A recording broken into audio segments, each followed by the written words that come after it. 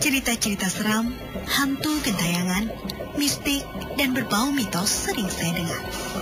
Banyak orang ragu dan skeptis. Tiap tempat memiliki cerita sendiri yang bikin bulu kuduk berdiri.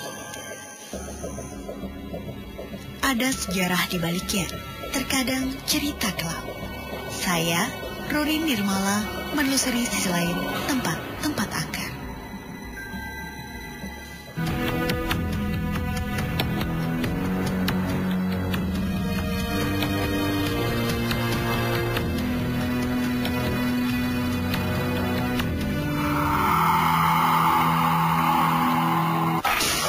Kedengaran apa? Suara tangisan dari sebelah kiri. Jelas banget sampai sekarang. Minta tolong atau nggak ngomong sih, nggak yang tolong gitu, nggak, cuma dia yang nangis. Apa Cantik? Itu Nyiroro Danok? Bukan. Beliau yang ada di situ, tapi ini dia berdiri tepat di depan kita. Dia salah satu dari putri di keraton ini.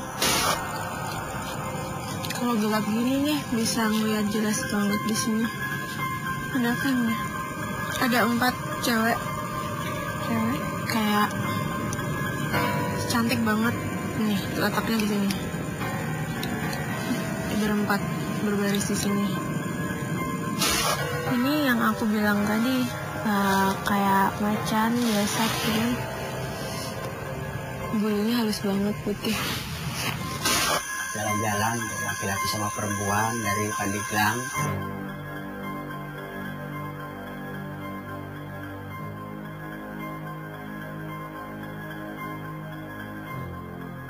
Itu kan mau naik ke tangga. Jadi sebelumnya naik ke tangga itu ada yang ngeplak dari belakang. Karena tengok begitu orangnya tinggi.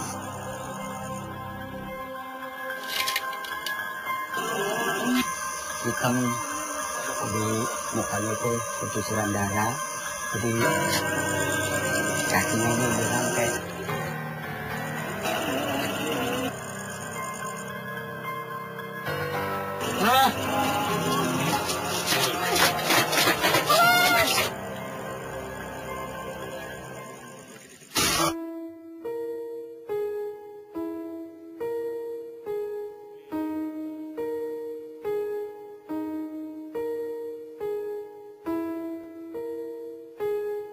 Benteng Spelwick, sebuah bangunan bersejarah peninggalan abad ke-17. Dulunya digunakan sebagai benteng pertahanan pasukan Belanda yang bermarkas di wilayah Kesultanan Banten. Sekarang kondisinya tak lagi utuh. Namun beberapa bagian benteng masih terlihat kokoh. Di beberapa sisi terdapat bekas bastion-bastion yang berdiri di atas dinding benteng. Bastion merupakan tempat prajurit Belanda berjaga, mengamati musuh dari ketinggian.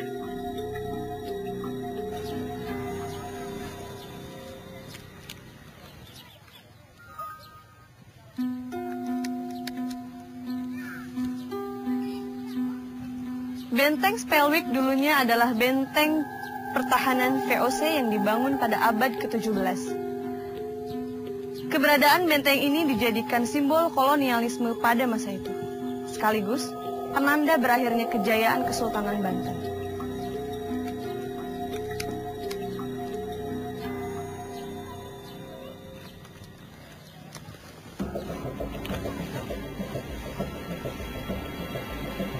Menurut cerita warga dan beberapa pengunjung benteng, sering terlihat penampakan makhluk misterius di benteng Spelwick. Ada penampakan manusia yang terikat rantai dengan wajah penuh darah. Juga penampakan makhluk tinggi besar dan hitam yang kerap muncul di kegelapan. Di bagian bawah benteng Spelwick terdapat sebuah lorong yang gelap.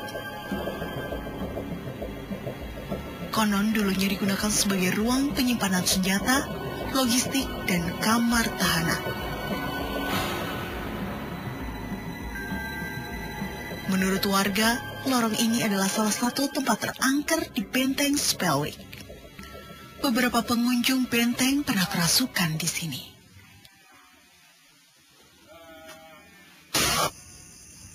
Ada turnamen bola, jadi waktu itu saya ingetin, kalau itu kan jangan ketawa-ketawa gitu. Cuma waktu masuk ke lorong itu, jadi dia itu ketawa-ketawa terus.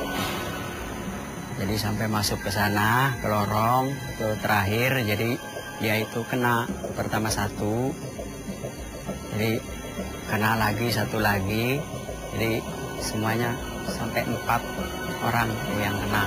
Jadi saya bawa ke kampung, dia itu disemburin sama orang yang bisa gitu. Jadi, anak mahasiswa tur satu mobil, dia foto-foto di dalam gua sambil bercanda-bercanda.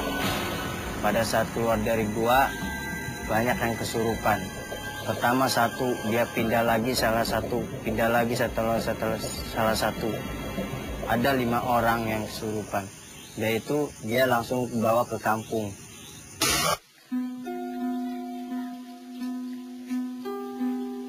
Apa yang sebenarnya pernah terjadi di tempat ini? Mengapa benteng Spellwick kini dikenal angker? Untuk mengetahui kebenaran keangkeran benteng Spellwick, saya akan menelusuri situs bersejarah ini bersama Intan, seorang teman sayang Indigo, yang bisa berkomunikasi dengan makhluk gaib.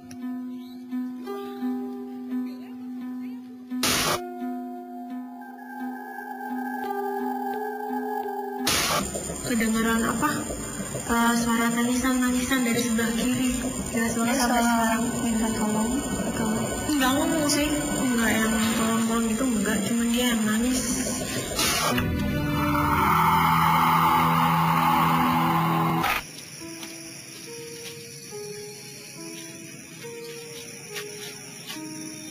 Di Banten, kami menelusuri reruntuhan benteng Spellwick yang didirikan oleh kolonialis Belanda pada abad ke-17. Menurut cerita warga, banyak penampakan makhluk misterius yang sering terlihat.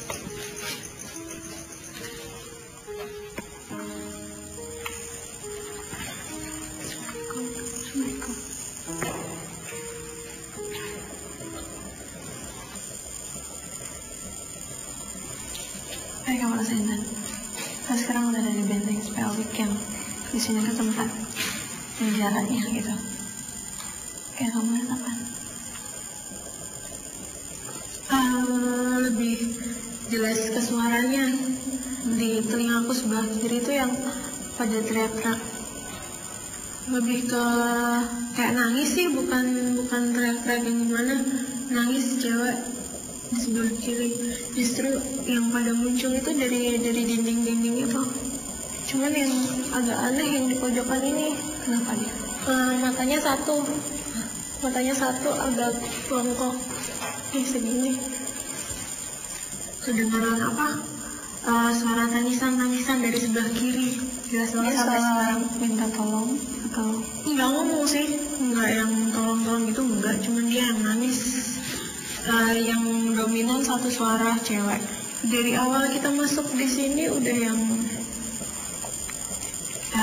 berasa beda banget, lebih ke panas, energinya itu panas. Terus yang kayak yang sekilas lari ke sana, lari ke sini gitu. Itu tadi di luar.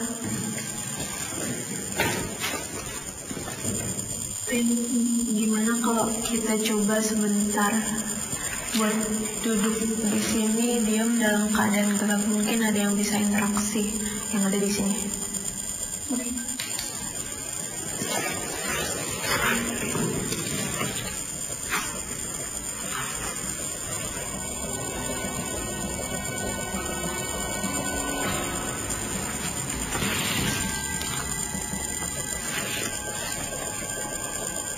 Gimana kan sekarang nanti sebentar coba sebelum diam bentar ya.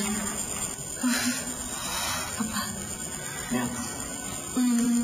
Keadaan gelap tanpa cahaya sama sekali justru semakin nampak apa yang ada di sini semua. Dan itu hampir di sekitar kita itu ada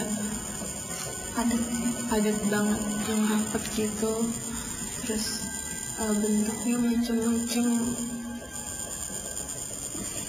ada yang kepala doang terbang gitu, terus ada yang tinggi banget yang tadi aku bilang di situ. Itu ada juga yang benar-benar padat di sini tuh, di sekitar kita tuh kayak nggak ada salah gitu lah, saking banyaknya mereka. Itu hampir semuanya yang di pinggir di sini ya, cuman ada yang dari luar juga yang datang, kan kayak mereka ketarik gitu ke sini.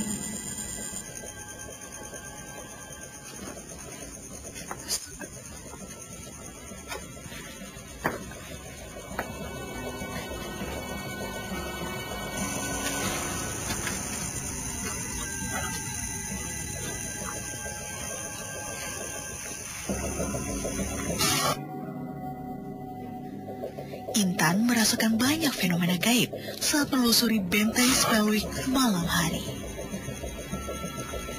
Tapi tidak bagi saya, tak satu pun fenomena yang terlihat maupun saya rasakan. Suasana sunyi, dingin, dan gelap di lorong benteng Spellwick sudah cukup membuat bulu kuduk saya berdiri. Keangkeran di benteng Spellwick semakin terasa dengan keberadaan makam kuno warga Belanda yang disebut makam Kerkhof di dalam kompleks bangunan benteng. Sejarah tersimpan di benteng Spellwick. Seorang arsitek Belanda, Hendrik Lucassen Kardel, merancang bangunan benteng pada masa pemerintahan Sultan Banten, Abu Nasr Abdul Qahar. Kemudian benteng dibangun dengan mengerahkan tenaga-tenaga kerja orang-orang Cina yang dibayar dengan upah yang sangat rendah. Nama Spellwick diambil untuk menghormati Gubernur Jenderal Hindia Belanda yang ke-14, Cornelis Janszoon Spelman, yang memerintah di masa tersebut.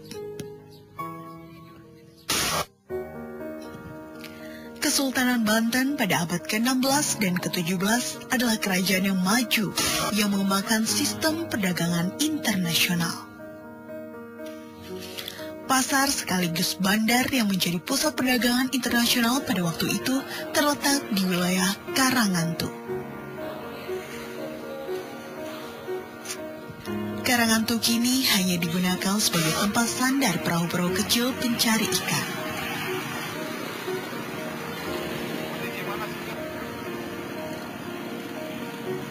Banten pada masa lalu menjadi pusat kerajaan dan penyebaran agama Islam.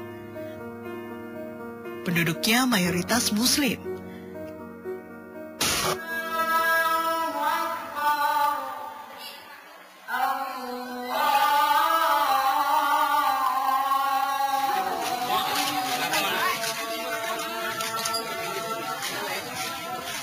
Di sebelah barat alun-alun kota, berdiri Masjid Agung Banten yang didirikan oleh Sultan Maulana Hasanuddin pada tahun 1552.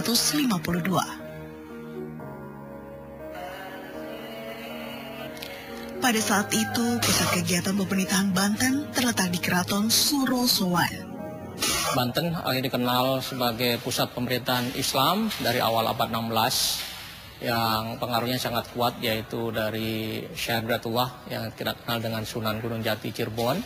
Kemudian dilanjutkan kepada putranya, yaitu Maulana Hasanuddin Panembahan Surosowan. Yang awalnya pemerintahannya kadipaten yaitu di daerah Banten Girang sebetulnya, tahun 1525. Yang kemudian oleh Syekh Hidayatullah diberikan petunjuk supaya dipindahkan ke dekat pesisir, ke utara Banten. Itulah akhirnya dibangun istana yang disebut Surosowan.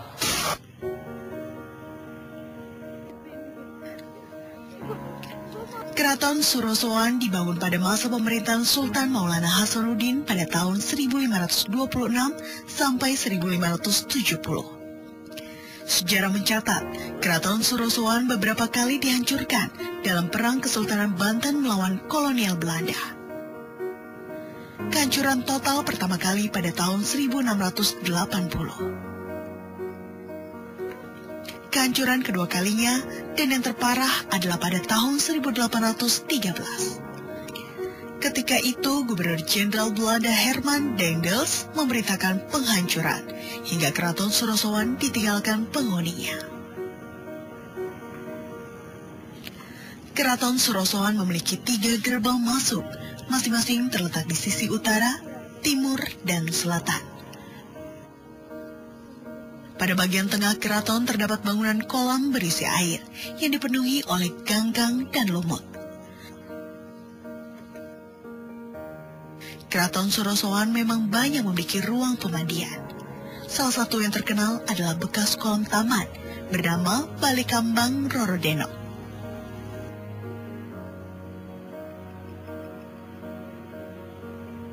Ada pula pancuran pemandian yang disebut Pancuran Mas. Bangunan keraton yang luluh lantak menyimpan sejarah dan misteri. Beberapa warga sekitar keraton Sorosowan terkadang mengalami kejadian-kejadian aneh. Mereka menganggap tempat ini cukup angker, terutama di malam hari. Apa cantik? Itu Nyi Roro Denok bukan. Beliau yang ada di situ, tapi ini dia berdiri tepat di depan kita. Dia salah satu dari putri di keraton ini.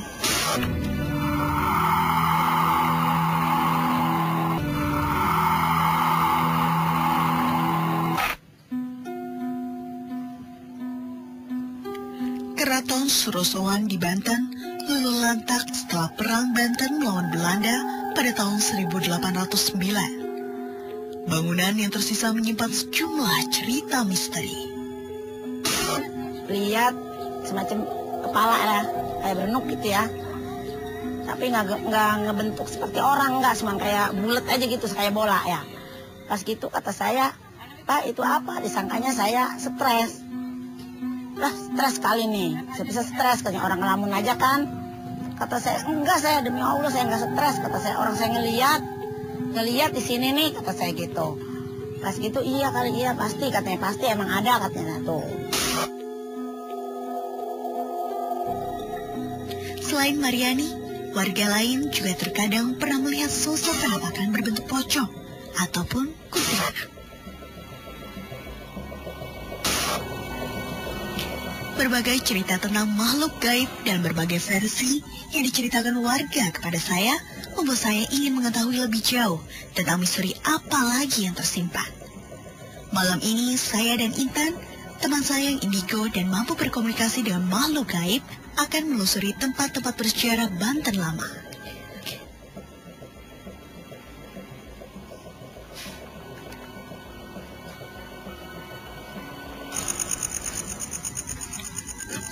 Assalamualaikum, permisi.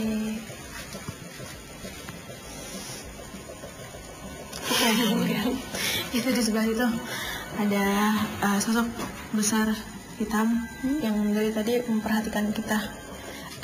Sama di ini setinggi dindingnya ini dia lebih tinggi, yang memperhatikan gitu. Jadi mungkin karena memang ini ke bawahnya masih ada. Iya.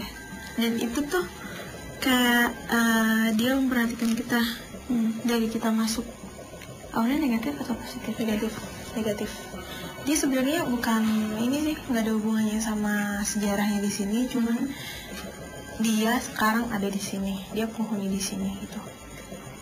Di sana ada tempat kayak pemandian gitu. Kamu mau ke sana? Di sana kayaknya lebih menarik. Oke, boleh. Ya. Di mana? Di sana? Sebelah sana.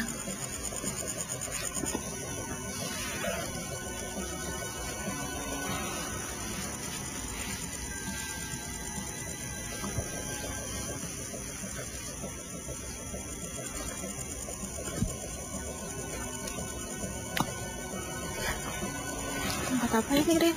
Nah, ini yang tadi aku bilang, ini adalah tempat mandinya para raja.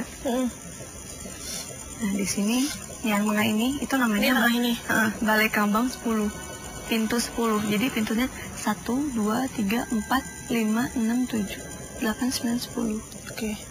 Gitu. Nah, penunggu di sini tuh adalah ada yang namanya Nyimas Ayu Komalasari. yang orang lain sering bilang kalau dia itu adalah Nyi Roro Denuk. Kayak gitu. Dia dari Cirebon. Tahu yang kamu sebutin itu deh. Itu ada di tengah. Oh, ada di tengah? Iya. Sekarang yang aku lihat dia pakai kayak baju hijau gitu, cuman yang panjang aja gitu. Terus pakai mahkota, cantik, kurus, khas banget. Lagi ngeliatin di sini. Ada di tengah persis ini yang aku center ini. Iya. Sini deh.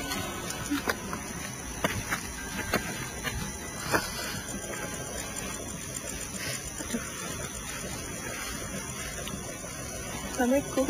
Assalamualaikum. Permisi. Cantik nih. Apa cantik? Itu Nyi Roro Denuk? Bukan. Beliau yang ada di situ. Tapi ini, dia berdiri tepat di depan kita. Dia salah satu dari putri di keraton ini. Salah satu yang dulunya suka mandi berendam di sini. Salah satu. Cuman beda. Kalau yang di tengah itu, dia tuh kayak apa ya? Kayak sosok yang paling cantik, terus kayak yang paling dihormatin gitu di zaman itu. Cuman ini yang orang biasa sih, cuman dia kayak kerabat gitu, masih kerabat gitu.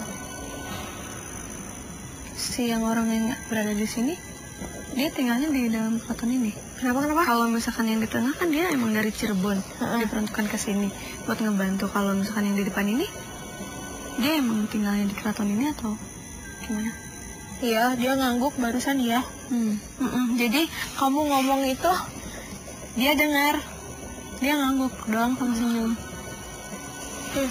Itu di sebelah situ tuh, nggak ngerti kayak ada kepala tengkorak gitu.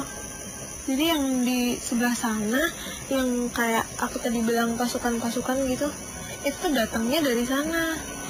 Kayak yang mendekat gitu ke kita. Dan yang di sebelah sini, itu sekarang banyak banget mereka berbaris yang kayak rakyat biasa gitu. Beda banget sama baju-bajunya tuh, beda banget sama yang di sini. Kalau yang tengkorak itu dia kenapa bisa? Ya ngerti, tau-tau nih di sini nih. Seberapa? Nih di sini. Tengkorak aja datang gitu. Bukan sebagai korban atau apa gitu? Enggak. Karena dia bisa dibilang baru 10 tahunan di sini, ada di sini. Banyak banget. Kelihatan kan di sini tuh cuma tinggal bangunan-bangunan apa sisa-sisanya aja gitu. Iya benar. Karena perang saudara itu. Nah, kamu bisa nggak sih ngejelasin ke aku, Pak, secara penglihatan kamu, bisa flashback kamu, itu seperti apa sih sebenarnya dulu tuh?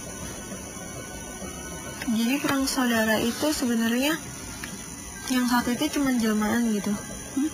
Jelmaan, jadi bukan asli manusia gitu.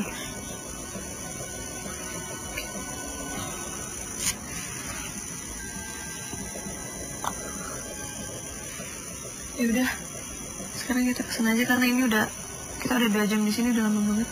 Mending kita masuk aja yuk. Oke, yuk. Kalau gelap gini nih bisa ngeliat jelas banget di sini. Ada apa nih? Ada 4 cewek. Kayak cantik banget. Nih, letaknya di sini. Berempat berbaris di sini.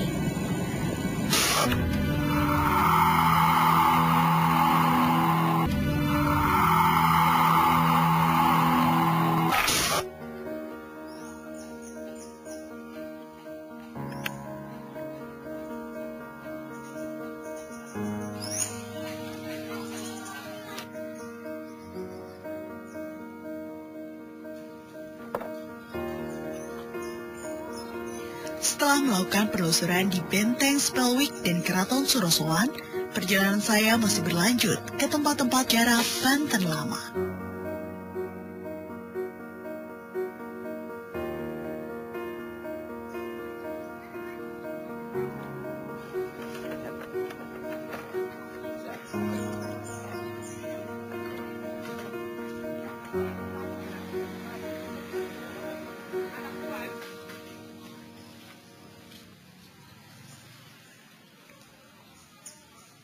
Saya berada di Kampung Kroya, Kecamatan Kesemen, Serang.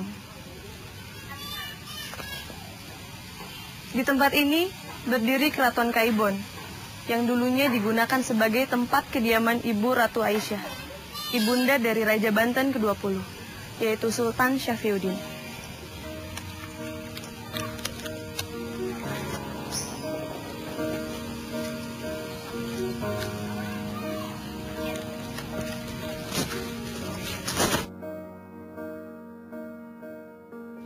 Kaibon berasal dari kata keibuan yang berarti tempat tinggal Ibunda Sultan. Terletak di Kampung Kroya sekitar 500 meter dari Keraton Surosowan. Pada tahun 1815, Sultan wafat dan kedudukannya digantikan oleh putranya yang masih berusia 5 bulan. Oleh karena itu, pemerintahan pada saat itu dipegang oleh Ibunda Ratu Aisyah.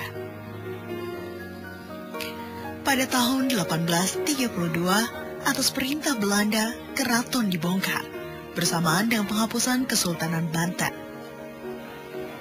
Arsitektur keraton atau Istana Kaibon sangat menarik, berbeda dari Keraton Surosowan. Meskipun umurnya lebih muda, namun Keraton Kaibon tampak lebih kuno, terutama dengan bentuk gerbang berbentuk padu raksa yang merupakan simbol kesakralan. Banyak cerita lain tentang Keraton Kaibon, salah satunya cerita angker. Konon pernah ada penampakan sinar berbentuk manusia berkuda yang kemudian menghilang di kegelapan. Ada sosok penunggang kuda yang kuda tinggi yang keluar setiap jam 3 malam pagi ya, keluar dari keratonnya.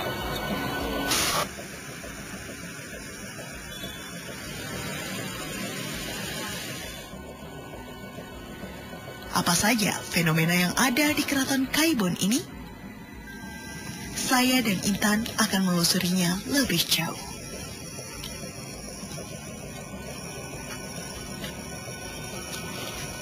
Intan, sekarang kita udah ada di Keraton Kaibon.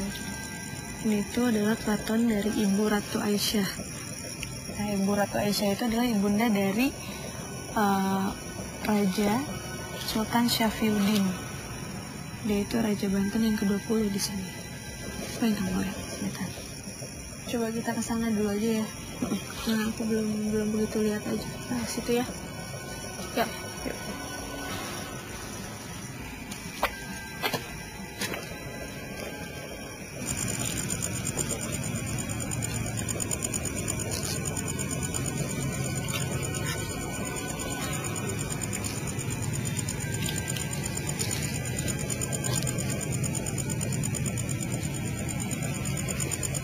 Ini salah satu ruangan di Keraton Kaibon ini, Tan.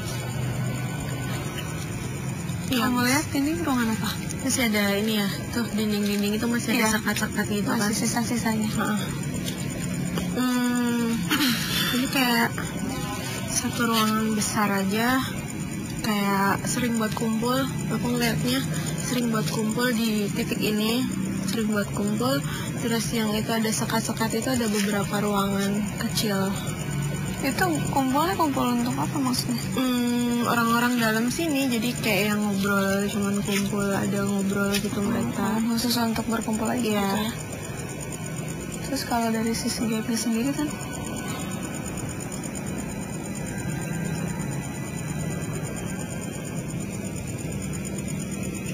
Dari ruangan ini sih, yang kuat banget itu titik 1 sebelah sana, terus sebelah sana di ujung sana. Ya, ini yang aku center ini di ujung sana. Hampir di setiap titik narik ini di sini, yang aku center ini untuk saat ini ada penghuninya di situ, ada astralnya di situ. Apa itu? Sebentar, terus sebelah sini. Mungkin kita bisa ke situ. Sini ada yang paling kuat di situ.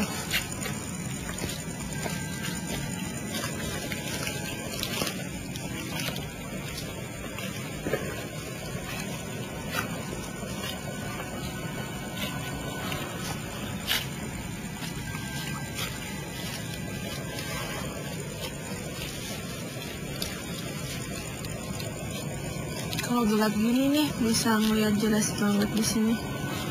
Ada apa nih? Ada 4 cewek kayak cantik banget nih, letaknya di sini. Berempat berbaris di sini. Itu barusan datang. Posisi tangannya seperti ini. Bawa bunga di kayak mangkok kecil gitu. Bawa bunga 4-4-nya berbaris di situ pakai kuning, terus sininya kayak kemben, sini kain begini. Itu mereka kayak dari tempat ini tuh kayak yang melayani siapa tadi yang kamu bilang? Ibu Ratu Aisyah. Tempat-tempatnya itu. Yuk kita pergi dari sini. Ya, nggak enak banget di situ. Ini yang aku bilang tadi, kayak macan biasa, kan? Bulunya halus banget, putih.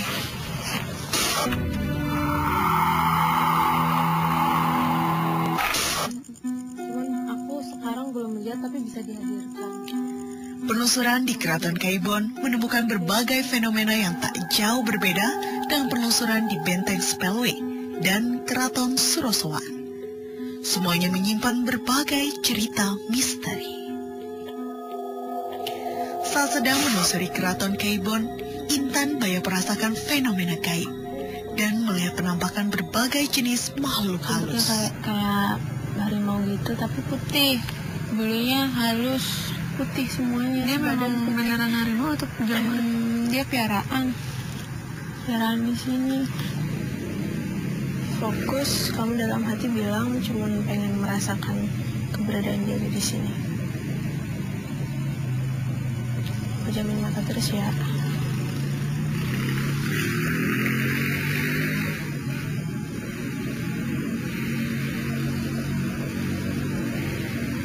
Telapak tangan bagian tengah kamu rasain kalau mulai ada kayak kesemutan atau panas atau hangat lah, kamu bilang sama aku. Tebel? Tebel. Mulai ngerasa tebel? Tebel. Ya, kayak kesemutan tebel gitu ya. Kesemutan belum, cuman tebel banget ya. Lembut kan? Ini bulunya halus banget kan, bisa ngerasain. Ini yang aku bilang tadi, kayak macan biasa gitu. Bulunya halus banget, putih. Terus kamu ngerasain apa lagi? Iya, cuma ngerasain kalau tanganku benar-benar lembut banget. Iya, itu bulunya yang kamu pegang. Ini perutnya.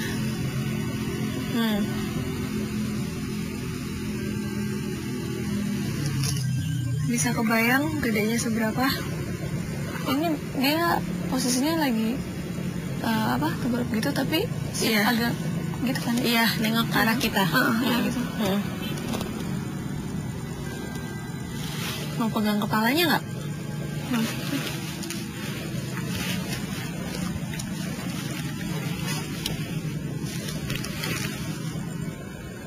Hidung hampir ke bibir. Iya.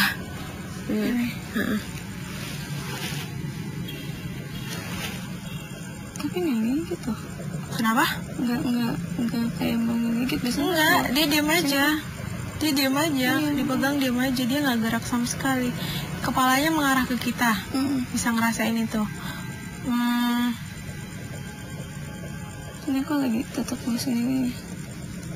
Gitu. Oke, cukup.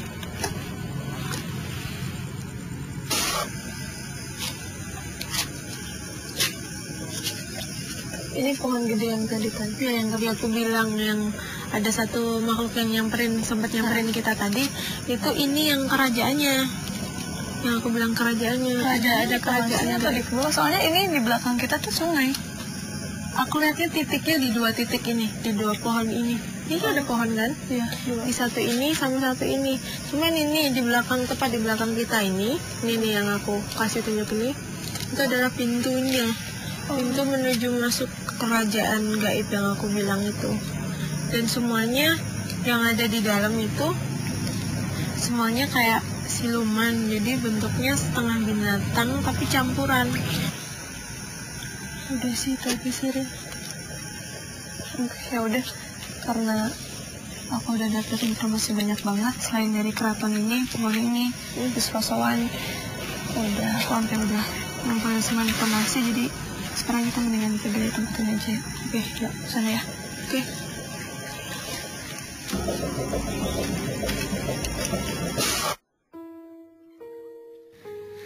Keraton Surosowan hanya sedikit bukti tentang kejayaan Kesultanan Banten. Terbayang betapa majunya peradaban di Banten saat itu, dengan keindahan istana kesultanannya. Seiring peperangan yang terjadi antara kolonial Belanda dan Kesultanan Banten lama, menyisakan bangunan-bangunan bersejarah yang hanya tinggal puing. Bahkan cerita kelam yang mungkin terkubur di dalamnya. Namun begitu, sejarah mencatat kejayaan.